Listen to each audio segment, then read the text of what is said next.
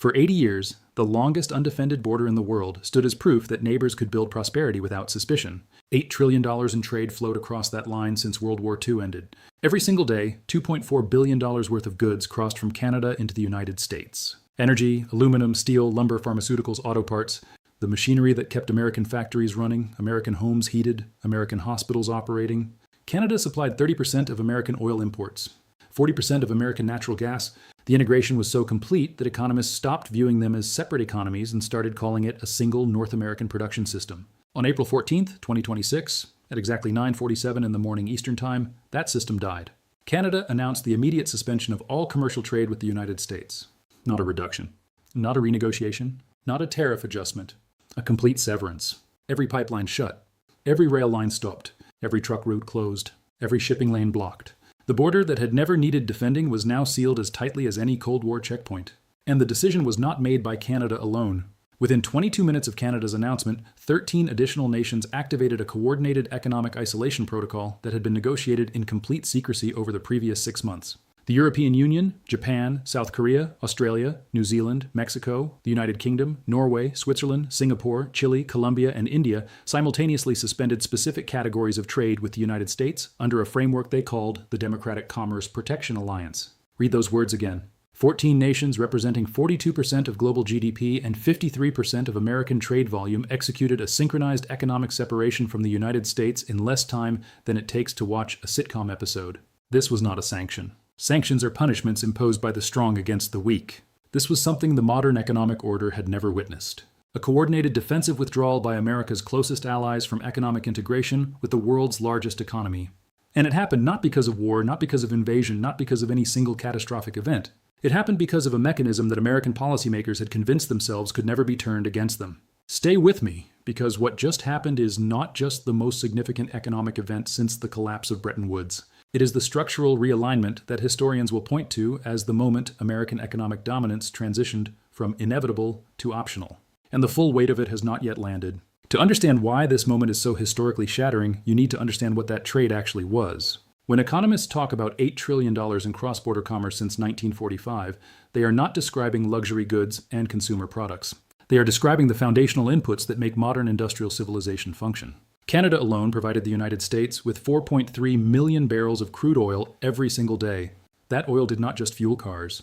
It fed refineries in the Midwest that produced the jet fuel that kept American air travel functioning, the diesel that powered American logistics networks, the petrochemical feedstocks that went into plastics, pharmaceuticals, fertilizers, and 15,000 other products that Americans interacted with daily without recognizing their origin. The aluminum that came from Quebec smelters using hydroelectric power that cost 1/3 what American smelters paid went into aircraft construction, beverage cans, automotive components, and military hardware. The steel from Hamilton Mills supplied American automotive assembly lines that had been engineered around the assumption of uninterrupted Canadian supply. The lumber from British Columbia forests framed American housing construction that was already experiencing historic shortages. The natural gas that flowed through pipelines from Alberta kept American homes heated through winter and American power plants running through summer air conditioning demand. This was not trade in the conventional sense where one country sells another country finished goods that could be sourced elsewhere if relationships soured. This was integrated production where Canadian resources and American manufacturing had merged into single supply chains that could not be separated without breaking entire industries. And that integration was precisely what made Canada's decision so devastatingly effective. But here is what makes this moment unlike anything that preceded it. The trade suspension was not improvised. It was not a reactive decision made in anger after some immediate provocation. It was the execution of a plan that had been designed with the same precision that military planners use when designing decapitation strikes against enemy command networks. The Democratic Commerce Protection Alliance framework was negotiated across 6 months of classified meetings in Oslo, Singapore, and Ottawa. Trade ministers, intelligence officials, and economic strategists from 14 nations built a protocol that addressed every single question about how sovereign economies could separate from American trade without destroying their own economic systems in the process. They mapped alternative supply chains. They negotiated bilateral agreements that redirected trade flows among alliance members to replace what had previously come from the United States.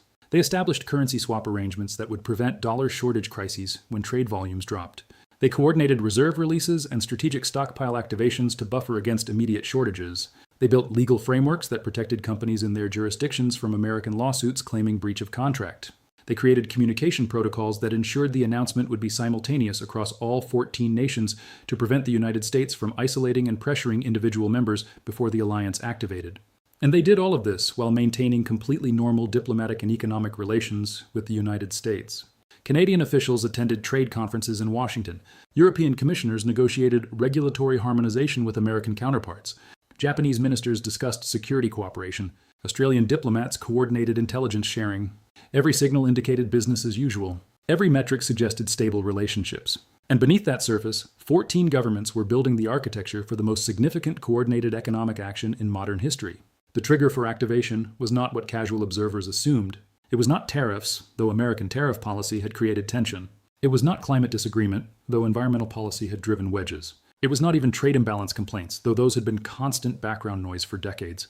The trigger was the Sovereignty Override Act that passed the United States Congress on April 9, 2026. That legislation contained a single provision that fundamentally altered the legal relationship between American law and international agreements. Section 12 of the Act granted American courts the authority to invalidate foreign court decisions and foreign arbitration rulings in any case where American national security interests were claimed, with national security defined so broadly that it included economic competitiveness, supply chain security, and technological advantage. The practical effect was that any American company or government entity could ignore international legal judgments by claiming national security, with American courts having final say over whether that claim was valid. This meant that trade agreements, investment treaties, intellectual property protections, and contract law itself became subordinate to American domestic political decisions whenever American interests found it convenient. For the other 13 nations, this was not a policy disagreement. It was an existential threat to the concept of rules-based international commerce. If contracts with American entities were only enforceable when American courts decided to allow enforcement, then the entire framework of international business law became meaningless. Companies in allied nations could fulfill every obligation, win every arbitration, prove every case, and still have American counterparts walk away by claiming national security with no consequence. The Canadian government looked at that provision and did the calculation that American legislators apparently never imagined anyone would do. If American law could override all international agreements when convenient for American interests, then Canada would simply exit the agreements entirely. But Canada was not naive enough to believe it could execute that exit alone and survive the economic retaliation that would follow. So, Canada became the architect of the Democratic Commerce Protection Alliance, recruiting 13 additional nations that shared the assessment that the Sovereignty Override Act made continued deep economic integration with the United States a structural risk rather than a strategic benefit. Now look at what this means for American economic positioning across every domain where American power has been tested simultaneously over the last 3 years. The trade suspension does not just affect oil imports or aluminum supply. It exposes something far more dangerous. For 40 years, American policymakers operated under the assumption that allied nations needed American markets more than America needed allied resources. That assumption was built on the fact that America represented 25% of global consumer demand, making access to American consumers the ultimate leverage that guaranteed smaller economies would never risk confrontation. But that assumption contained a fatal flaw that became visible only when tested. American consumer demand was powerful leverage over nations that produced consumer goods for export. China needed to sell Americans televisions and phones. Vietnam needed to sell Americans textiles and furniture. But Canada was not selling consumer goods. Canada was selling inputs. And the European Union was not primarily selling consumer products to America. It was selling industrial machinery, pharmaceutical ingredients, specialized chemicals, and precision components that American industries needed to function. The shift from consumer goods trade to input trade meant the leverage equation had inverted without American policymakers recognizing the transition. When your imports are luxuries, you have leverage over suppliers because you can simply buy less. When your imports are necessities that feed industrial production, suppliers have leverage over you because you cannot simply buy less without breaking your own production systems. And the Democratic Commerce Protection Alliance was designed by people who understood that inversion completely. The alliance structure itself reveals sophisticated strategic thinking that should terrify American economic planners. The 14 members were not chosen randomly. They represent every critical input category that American industry depends on. Canada supplies energy and minerals. The European Union supplies pharmaceutical ingredients and industrial machinery. Japan supplies semiconductor manufacturing equipment and precision electronics. South Korea supplies advanced batteries and display technology. Australia supplies rare earth minerals and liquefied natural gas. Mexico supplies automotive components and agricultural products. The United Kingdom supplies financial services, infrastructure, and aerospace components. Norway supplies specialized maritime technology and additional natural gas. Switzerland supplies pharmaceutical active ingredients and precision instruments. Singapore supplies semiconductor fabrication capacity and financial clearing systems. Chile supplies copper and lithium. Colombia supplies specific rare minerals. India supplies generic pharmaceuticals and IT services. Notice the pattern. Every member controls something that cannot be easily replaced. The alliance is not built around nations that want to sell to America. It is built around nations that produce what America needs to buy. That distinction is everything. A coalition of consumer goods exporters would collapse the moment their economies started contracting from lost sales. A coalition of critical input suppliers can sustain separation because their products are necessities that create more pain for the buyer than the seller when trade stops. And the pain is already manifesting in ways that demonstrate how thoroughly American vulnerability was mapped before the alliance activated. Within 6 hours of the trade suspension announcement, 15 American oil refineries in the Midwest announced force majeure on delivery contracts because they lacked the specific crude grades from Canada that their facilities were engineered to process. American refineries cannot simply switch to different oil grades without expensive re-engineering and months of downtime. The refineries that depended on Canadian heavy crude literally cannot process the light crude available from American shale fields without major capital investment. The aluminum situation revealed even more sophisticated targeting. Canada did not just supply raw aluminum. Canadian smelters produced specific alloys with precise specifications that American aerospace manufacturers had built production processes around. Boeing cannot simply substitute different aluminum alloys into aircraft construction without redesigning components and recertifying entire aircraft systems with aviation regulators. That process takes years, not weeks. In the immediate term, Boeing's production lines for specific aircraft models simply stopped. Not slowed, stopped. The pharmaceutical supply chain exposure was catastrophic. 87 prescription medications that Americans take daily for chronic conditions, including diabetes management, blood pressure control, and anticoagulation therapy, contain active pharmaceutical ingredients that come exclusively from Swiss and Indian manufacturers who are alliance members. The United States maintains strategic petroleum reserves and grain reserves, but maintains no strategic pharmaceutical ingredient reserves. The buffer between normal supply and critical shortage is approximately 45 to 60 days. That clock started running on April 14th. But what was found in the supply chain analysis American officials conducted in the first 72 hours is not the most important discovery. What matters is what the alliance knew before they activated, and what that knowledge reveals about how long this has been planned. The alliance members had already negotiated replacement supply agreements among themselves for every product category they would stop receiving from the United States. European industrial manufacturers that imported American machinery had already contracted with Japanese and South Korean suppliers for replacement equipment. Canadian energy companies that exported to the United States had already signed agreements to redirect oil and gas to Mexico, Japan, and South Korea through new pipeline and shipping contracts that were negotiated secretly over the previous 4 months. Australian mineral exports that previously went to American processors were already contracted to European refineries. The entire alternative trade architecture was built before the announcement was made. This means the alliance members knew they could sustain the separation. They had done the math. They had built the alternative relationships. They had tested the legal frameworks. They had war-gamed the scenarios.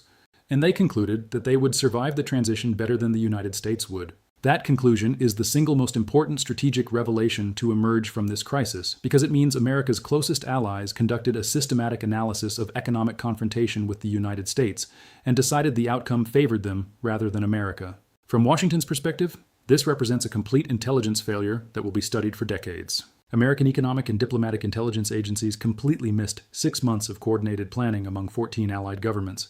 They missed the ministerial meetings. They missed the legal framework negotiations. They missed the alternative supply chain construction. They missed the currency arrangement discussions. They missed every signal that should have indicated something unprecedented was being built. That failure happened because American intelligence operates under assumptions about how allied nations behave. Allies are supposed to complain through diplomatic channels. Allies are supposed to negotiate. Allies are supposed to seek American leadership in solving problems. Allies are not supposed to secretly build coalitions designed to economically separate from the United States. The assumption that allied nations would never coordinate against American interests created a blind spot that 14 governments exploited with devastating effectiveness. From Ottawa's perspective, the calculation was existential. Canadian officials looked at the Sovereignty Override Act and saw a future where Canadian companies could invest billions in American joint ventures, fulfill every contractual obligation, and then watch American partners walk away from payment by claiming national security. They saw a future where Canadian natural resources were contracted to American buyers who could refuse delivery payment by invoking national security exemptions. They saw a future where the rule of law became subordinate to American political convenience whenever commercial disputes arose. And Canadian officials recognized that if they waited to respond until after American companies started using the Sovereignty Override Act, Canada would be responding from a position of weakness to individual cases rather than addressing the structural problem. So Canada chose to act preemptively. The trade suspension was not retaliation for something America had done. It was prevention of something America had given itself the legal authority to do. From Beijing's quiet calculation, both sides are bleeding in ways that serve Chinese long-term strategic interests. China is not part of the Democratic Commerce Protection Alliance. China was explicitly excluded because the alliance defined itself as democratic nations coordinating against arbitrary rule, rather than authoritarian nations attacking democracy. But China benefits immensely from watching American alliance structures fracture and American economic networks break, while China itself faces no additional pressure. The Chinese leadership is watching American industrial production decline because Canadian inputs stopped flowing. They are watching American consumer prices increase as supply chains break. They are watching American diplomatic capital deplete as Washington tries to negotiate with 14 governments simultaneously. And they are watching all of this happen while China maintains normal trade relations with all 14 alliance members who are happy to redirect their exports toward Chinese markets to replace lost American demand. The strategic patience that has characterized Chinese economic policy for 3 decades is being validated in real time. Beijing never needed to directly confront American economic power. It only needed to wait for American policy to create enough friction with allied nations that those allies would choose separation. The Sovereignty Override Act did exactly that. American legislators, in their attempt to assert American legal supremacy, created the catalyst that fractured American alliance relationships and handed China the multipolar world that Chinese strategists have sought since the 1990s. But here is the layer of this story that the headlines do not capture. The Democratic Commerce Protection Alliance is not primarily designed as punishment against the United States. It is designed as insurance for the alliance members themselves. The alliance framework includes provisions that activate mutual defense obligations if the United States attempts to retaliate against any individual member. If American policy threatens Canada with sanctions, all 14 members are obligated to respond with proportional counter-sanctions. If America attempts to seize Canadian assets, all 14 members are obligated to seize equivalent American assets in their jurisdictions. The alliance transforms what would have been 14 individual nations that America could isolate and pressure into a unified bloc that can match American economic power. This insurance structure is what made the alliance politically possible. No individual allied government could have risked separate confrontation with the United States. The economic and political costs would have been too high. But 14 governments coordinating together create enough combined economic weight that the cost-benefit calculation changes. Canada plus the European Union plus Japan plus South Korea plus Australia represents an economy larger than the United States.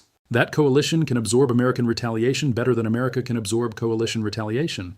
And the alliance structure includes one additional provision that American officials are only now beginning to understand. The Democratic Commerce Protection Alliance automatically expands to include any additional democratic nation that wishes to join and commits to the mutual defense framework. Norway, Switzerland, Singapore, Chile, Colombia, and India were not original members. They joined during the final 6 weeks before activation after the framework was presented to them as complete. This means the alliance is not static. It is a growing structure that offers smaller democratic nations protection against economic pressure from larger powers by guaranteeing coordinated response from all members. For nations that have historically felt vulnerable to American economic leverage, that protection is extraordinarily attractive. American officials are now conducting emergency assessments to determine which additional nations might be considering membership and discovering that the list includes traditional American partners across Latin America, Southeast Asia, and Africa who have experienced American economic pressure and would prefer insurance against future pressure. The game theory here is elegant and terrifying. Once the alliance reaches a certain size, joining becomes rational even for nations that have no particular grievance against the United States because the insurance value of membership exceeds the cost of reduced trade with America. And every nation that joins makes the alliance more attractive to the next nation considering membership. This is not a coalition that American diplomacy can simply wait out until it collapses from internal disagreement. It is a structure that becomes self-reinforcing as it grows. The complications inside the United States government reveal how unprepared American institutions were for coordinated allied action of this scale. The Commerce Department, the Treasury Department, the State Department, and the Office of the United States Trade Representative are all operating under different assumptions about what the alliance wants and how to respond. Commerce is treating this as a trade dispute that can be negotiated through tariff adjustments and regulatory harmonization. Treasury is treating it as a financial crisis that can be managed through currency interventions and reserve deployments. State is treating it as a diplomatic problem that can be solved through bilateral negotiations with individual alliance members. The Trade Representative is treating it as a legal dispute about treaty interpretation that can be resolved through international arbitration. None of them are correct because they are all trying to fit an unprecedented situation into familiar categories. This is not a trade dispute because the alliance is not demanding different trade terms. This is not a financial crisis because the alliance members have already arranged alternative financial architecture. This is not a diplomatic problem because the alliance was built specifically to resist the bilateral diplomatic pressure that has historically allowed America to divide and conquer allied coalitions. And this is not a legal dispute because the alliance explicitly formed in response to American rejection of international legal frameworks through the Sovereignty Override Act. What this actually is a structural realignment, where allied nations have decided that deep economic integration with the United States creates more risk than benefit given current American policy trajectories. You cannot negotiate your way out of a structural realignment by offering marginal adjustments. You can only reverse a structural realignment by changing the underlying structure that made separation rational. And that would require repealing the Sovereignty Override Act, which would require admitting that American legislative overreach caused the crisis in the first place.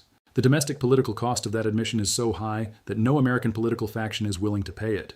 Republicans who supported the Sovereignty Override Act cannot admit it was a catastrophic error without undermining their entire position that American sovereignty should never be constrained by international agreements. Democrats who oppose the act cannot call for its repeal without appearing weak on national security and validating Republican criticism that they subordinate American interests to foreign preferences. So both parties are trapped in a position where they cannot take the action that would create the possibility of reconciliation with allied nations. The consequences of this political paralysis are compounding daily in ways that turn short-term disruption into long-term structural damage. American companies that depended on Canadian aluminum are not simply waiting for trade to resume. They are redesigning products and reconfiguring production processes to use available materials. American refineries that processed Canadian crude are not simply idling equipment. They are planning permanent shutdowns or expensive re-engineering projects to handle different oil grades. American pharmaceutical companies that relied on European and Indian ingredients are not stockpiling. They are moving production facilities to alliance member countries to maintain access to supply chains. Every day that the trade suspension continues, the American economy adapts to the new reality in ways that cannot be reversed, even if trade eventually resumes. Companies are making capital investments based on the assumption that trade separation is permanent. Workers are being laid off or relocated. Supply chains are being restructured. And with each adaptation, the economic integration that existed before becomes harder to restore even if political relationships eventually improve. But the most dangerous part is not the economic adaptation. It is the psychological shift happening in allied capitals about America's role in the global system.